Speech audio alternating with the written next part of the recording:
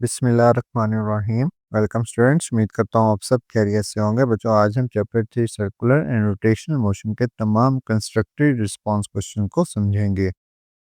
हमारे पास first question है, if angular velocity of different particle of a rigid body is constant, will the linear velocity of this particle also constant.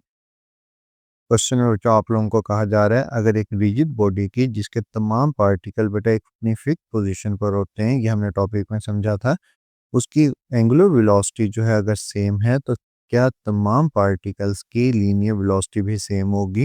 बच्चों अगर आप यहाँ पर गौर करें तो बेटा ये हमारे पास एक रिजिड बॉडी जिसके तमाम पार्टिकल्स जो हैं बेटा वो इस सेंटर पॉइंट, इस फिक्स पॉइंट से डिफरेंट डिस्टेंस पर मौजूद है, और इन तमाम पार्टिकल्स की जो एंगुलर वेलोसिटी है वो सेम है। मतलब ये रिजिड बॉडी जो है इस पॉइंट के अराउंड सेम वेलोसिटी से मूव कर रही है। लेकिन जो लीनियर वेलोसिटी का फार्मूला होता है वो हमारे पास है v is equal to omega r. लेकिन यहाँ पर तमाम पार्टिकल्स का ये जो रेडियस है, मतलब इस पॉइंट से जो डिस्टेंस है वो मुख्तलिफ है। मतलब ये p पॉइंट इससे आर के डिस्टेंस पर है, जबकि ये वाले तमाम पॉइंट्स जो हैं ये इस फिक्स पॉइंट से ज़्यादा डिस्टेंस पर मौजूद हैं, जिसकी वजह से इनकी लीनियर वेलोसिटी सेम नहीं होगी। तो हम कहेंगे no, in a rigid body all particle rotate with the same angular velocity omega, but linear velocity depend on radius r. V is equal to omega r. So particle at larger distance from the axis move with greater linear velocity. Only particle at the same radius have the same linear velocity. Next question is 3.2. A loaf of bread is laying on rotating plate. A crow takes away the loaf of bread and the plate rotation increase y. Statement में बच्चों आपको कहा जा रहा है, एक plate के ऊपर ब्रेड का एक पीस पड़ा हुआ है और ये प्लेट जो है सर्कुलर पाथ पे रोटेट कर रही है। अगर एक कौवा इस ब्रेड के पीस को उठाकर ले जाए तो बेटा इसकी एंगुलर स्पीड इंक्रीज क्यों होगी। हमने बच्चों law of conservation of momentum में पढ़ा था कि जो आई और ओमेगा यानी मूवमेंट ऑफ इनर्शिया और ओमेगा का जो प्रोडक्ट है वो हमेशा कांस्टेंट रहता है। अगर इस ब्रेड को रिमूव करने से इस प्लेट का जो मैस है वो कम हो जाएगा। मैस कम होने का मतलब है मूवमेंट ऑफ इनर्शिया आई की वैल्यू कम हो जाएगी, जिसकी वजह से ओमेगा की वैल्यू इंक्रीज कर जाएगी। Angular momentum is conserved if no external torque act L is equal to I cross omega is equal to constant. मतलब इन दोनों का प्रोडक्ट हमेशा कांस्टेंट रहेगा। When the crow removed the bread, the moment of inertia I of the system decreased. To keep L constant, angular velocity omega increase. That is why plates spin faster. Next है बच्चों हमारे पास third question, why do we tumble when we take the sharp turn with large speed? Statement में बच्चों आपको कहा जा रहा है, गाड़ियों में अक्सर आपने इस चीज़ को फील किया होगा, अगर हम एक कर्व पाथ के ऊपर शार्प टर्न लेते हैं, मतलब स्पीड से गाड़ी का मोड़ काटते हैं, तो बेटा हम एक तरफ फर्ज करें यहाँ से हम लेफ्ट अगर टर्न ले रहे हैं तो हमारी बॉडी जो है बेटा वो राइट की तरफ जाएगी, और इसी तरह अगर हम राइट की तरफ टर्न ले रहे हैं तो हमारी बॉडी लेफ्ट की तरफ जाएगी। उसकी मेन रीज़न होती है बच्चों इनर्शिया। हमारी बॉडी जो है उसी स्टेट में रहना पसंद करती है जिस स्टेट में वो मूव कर रही है। अगर हम गौर करें तो बेटा यहाँ पर टर्न लेने के लिए टायर और रोड के दरमियान में जो फ्रिक्शन है वो सेंट्रीपिटल फोर्स प्रोवाइड कर रही है, और अगर स्पीड ज़्यादा होगी मतलब वेलोसिटी ज़्यादा होगी तो हमें ज़्यादा सेंट्रीपिटल फोर्स की ज़रूरत पड़ेगी, जिसकी वजह से बेटा हमें इतनी ज़्यादा सेंट्रीपिटल फोर्स नहीं मिलती और हमारी बॉडी जो है बेटा वो दूसरी तरफ बेंड होती है। When turning in a circle, a centripetal force is required. F is equal to mv square divided by r. At high speed, this force becomes very large. If the friction between tire and road is not enough, our body continues to move in a straight line due to inertia. This makes us stumble or slip outward on the sharp turn. Next question है बच्चों हमारे पास 3.4. What will be the time period of simple pendulum in artificial satellite? Statement में बच्चों आपको कहा जा रहा है, आर्टिफिशियल सेटेलाइट के अंदर सिंपल पेंडुलम का टाइम पीरियड क्या होगा। हमारे पास टाइम पीरियड का फार्मूला होता है T is equal to 2 pi square root L divided by g. जब आर्टिफिशियल सेटेलाइट के अंदर acceleration due to gravity zero होती है, अगर हम यहाँ पर जीरो पुट करें तो बेटा ये टाइम पीरियड इन्फिनिटी बन जाएगा। इसका मतलब हमारे पास जो सिंपल पेंडुलम है वो आर्टिफिशियल सेटेलाइट के अंदर ऑसिलेट नहीं करेगा। The time period of pendulum is T is equal to 2 pi square root L divided by ji.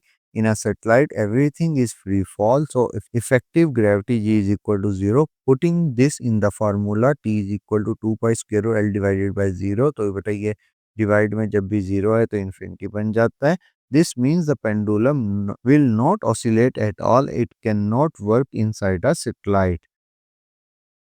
Next है बच्चों हमारे पास 3.5 is the motion of A satellite in its orbit uniform और accelerated.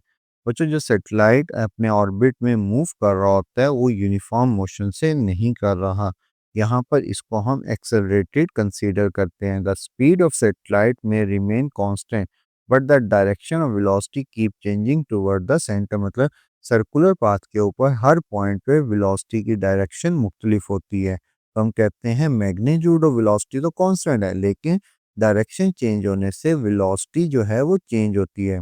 That's mean acceleration is present, a is equal to v square divided by are.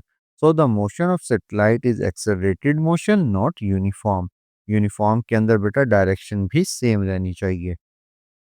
Next है बच्चों हमारे पास 3.6 what are the advantage that radians has been preferred as SI unit over degree. बच्चों जो radian होता है हमारे पास ये मैथमेटिकल और फिजिकल एडवांटेजेस रखता है। मतलब ये हमारे पास एक नेचुरल यूनिट है। जो हम सर्कल की आर्क लेंथ और रेडियस इक्वल हो जाता है तो हम कहते हैं जो एंगल बनेगा वो 1 रेडियन के इक्वल होता है। और बच्चों आर्क लेंथ और रेडियस का सेम यूनिट होने की वजह रेडियन एक डायमेंशन लेस क्वांटिटी बन जाता है, जिसकी वजह से हम रेडियन को प्रेफरेंस देते हैं ओवर डिग्री और revolution.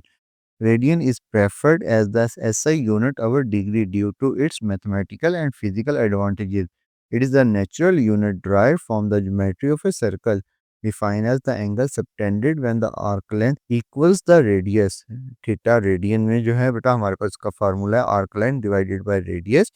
This makes it dimensionless, ensuring the consistency in equation without unnecessary convergence factors। जैसे बच्चों हम इन तमाम इक्वेशंस में इस थीटा को यूज करते हैं जिससे इसकी किसी की डायमेंशंस में कोई फर्क नहीं पड़ता। S is equal to r theta, v is equal to r omega, a is equal to r alpha. Next है बच्चों हमारे पास 3.7 question in a uniform circular motion what are the average velocity and average acceleration of one revolution explain. बच्चों अगर starting और ending point same होता है हमारे पास तो एवरेज वेलोसिटी जो है वो जीरो होगी, क्योंकि एवरेज वेलोसिटी इक्वल होती है बच्चों rate of change of total distance divided by total time. तो सेम पॉइंट होने की वजह से टोटल डिस्प्लेसमेंट जीरो हो जाएगा, तो हम कहेंगे एवरेज वेलोसिटी जीरो होगी। और अगर एवरेज वेलोसिटी जीरो होगी तो एवरेज एक्सेलरेशन भी जीरो होगी। So the average velocity and average acceleration of one complete revolution are both zero.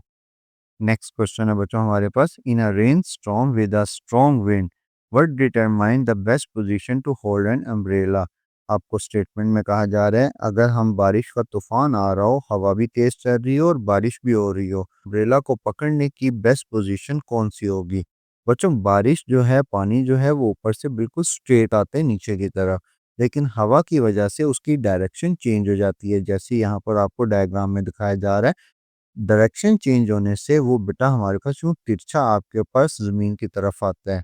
अब यहाँ पर बेटा अगर अम्ब्रेला को हम बिल्कुल स्ट्रेट पकड़ेंगे, हम अपनी बॉडी को पूरा कवर नहीं कर सकेंगे। तो अम्ब्रेला को पकड़ने का बेस्ट वे ये है जिस डायरेक्शन में बारिश हो रही हो आप उसी डायरेक्शन में इस तरह अम्ब्रेला को होल्ड करें। लिखेंगे कैसे इसे, rain drop do not fall straight, they move with the resultant velocity. Resultant velocity depend किस पे करती है, rain speed downward plus wind speed sideways. मतलब बारिश तो सीधी हो रही होती है लेकिन हवा की स्पीड उसकी डायरेक्शन चेंज कर देती है। So the umbrella must be title in the direction of the resultant velocity. That is why the best position of umbrella in such that it blocks the rain along its actual slant path.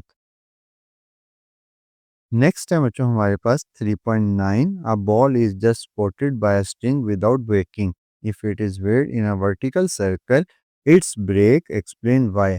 बच्चों जब हम ball को एक धागे के साथ एक रस्सी के साथ बांध देते हैं तो बेटा हमारे पास और वो रेस्ट पर हो तो हमारे पास टेंशन जो है उसके वेट के इक्वल होती है। लेकिन अगर हम उस बॉल को इस तरह सर्कुलर पाथ पर घुमाना शुरू कर दें तो बेटा इस केस में जो टेंशन है वो सिर्फ वेट के इक्वल नहीं रहती, बल्कि इस केस में इस बॉल को जो सेंट्रीपिटल फोर्स सर्कुलर पाथ पे घुमा रही है वो भी ये टेंशन प्रोवाइड कर रही है। मतलब जब बॉल को हम सर्कुलर पाथ में इस तरह घुमाना शुरू करते हैं तो टेंशन जो है वो सेंट्रीपिटल फोर्स प्लस वेट के इक्वल होती है। और अगर हम वेलोसिटी को इंक्रीज़ करते जाएँ, तो टेंशन रिक्वायर्ड ज़्यादा होती है और एक रस्सी जो है एक लिमिट तक, एक फ़िक्स अमाउंट तक टेंशन प्रोवाइड कर सकती है। अगर हम इस बॉल को इतनी स्पीड से घुमाएँ कि ये सेंटीपीटल फ़ोर्स की अमाउंट्स काफ़ी ज़्यादा हो जाएँ, तो रे रस्सी जो है, ये धागा जो है यहाँ से टूट भी सकता है। व्हेन एट रेस्ट टेंशन जो होती है वो हमारे पास वेट की इक्वल होती है, यानी mg के इक्वल होती है। The tension is just equal to weight, but when weight in a vertical circle at a lowest point, tension become T is equal to mv square divided by r plus mg. This value is much greater than the breaking strength of the string. That is why the string breaks. Last question है बच्चों हमारे पास, how the centripetal force applied in the following cases. बच्चों centripetal force जो है वो एक अलग से फोर्स नहीं है जैसे ग्रेविटेशनल फोर्स है। डिफरेंट कंडीशंस के अंदर डिफरेंट फोर्सेस जो हैं वो सेंटीपिटल फोर्स प्रोवाइड करती है। फर्स्ट में आपसे पूछा जा रहा है, a satellite orbiting around the earth, मतलब जो सैटेलाइट जमीन के गिर्द घूमता है, इस केस के अंदर जो ग्रेविटेशनल फोर्स है वो हमारे पास सेंटीपिटल फोर्स प्रोवाइड करती है। इसी तरह एक कार जो है जब वो टर्न करती है, जैसे इस डायग्राम में दिखाया गया है, इस केस के अंदर रोड और टायर के दरमियान जो फ्रिक्शन है वो हमारे पास सेंटीपिटल फोर्स प्रोवाइड कर रही है। और इसी तरह इस धागे की जो टेंशन है वो हमारे पास सेंटीपिटल फोर्स प्रोवाइड कर रही है। मतलब डिफरेंट कंडीशंस के अंदर different forces centripetal force provide करती हैं।